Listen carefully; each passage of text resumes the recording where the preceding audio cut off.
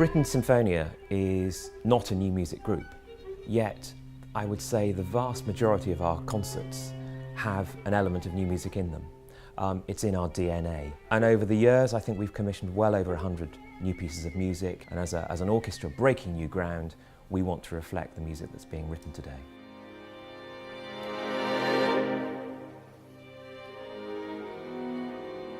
If you look back at the composers that we've commissioned over the past 20 years, some of that has come through our own knowledge of particular composers, people who've sent us scores, publishers who ring us up and say, this is the hot thing, try this composer out.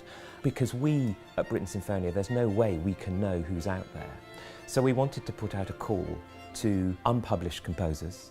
No age limit, by the way. It's not necessarily focusing on young composers, but actually kind of trying to find perhaps some hidden talent, some hidden genius out there. We're looking for composers of any age and any background to write us a piece which will be performed as part of our At Lunch concert series. As well as that, it'll be recorded for broadcast on BBC Radio 3.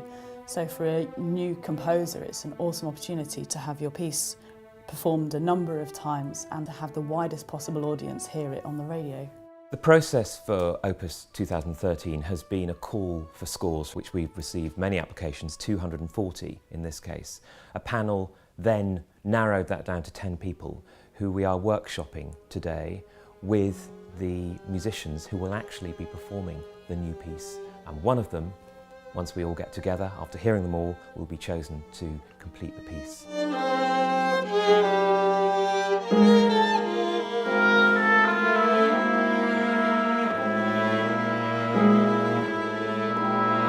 Hugh Watkins is the artistic advisor for the project. He's in a fantastic position of being our principal pianist for the ensemble and also a teacher in composition at the Royal College of Music. So he has this wonderful inside knowledge of Britten Sinfonia. He knows the ensemble inside out, so he can give you advice as to how to write things, possibly how to voice different bits, that sort of thing. I'm the pianist of the Britten Sinfonia. I've been playing with them for over 5 years now. I'm also a composer. I wrote the very first piece of chamber music for the Britten Sinfonia's Lunchtime series, which started in 2006. There are many things that I think the composers will gain from Opus 2013. Firstly, having their pieces performed by our musicians who are unbelievably quick in terms of reading, so straight away they're going to actually hear their music come to life. Secondly, there are the mechanics. It might be notation, it might be interpretation, it might be as simple as putting in more bar numbers or more expression. They will actually be given kind of tutorage, if you like, from our players about how to transfer notes on a page to actual performance. Hearing your work performed by such incredible musicians is just amazing. I know how hard it is to get new music together, and they have such a lot of notes to crunch in a very short space of time. So I really take my hat off to these guys. They're brilliant. Several things attracted me to the Opus competition.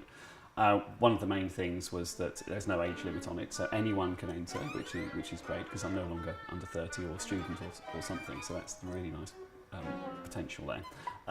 Like I can send in pieces that I've already written as well, rather than having to write something afresh. And then also that there's a workshop if you get selected, so you can actually hear whatever you've done, you can hear it and get a recording of it. It's a really, really helpful thing to have. From this Opus experience, you get a proper sense of collaboration going on. You're not just sat in your room imagining things that might not be performed. You know that it's going to have some sort of effect with the musicians, and you can have it all feels very real. It doesn't feel like you're doing it all by yourself.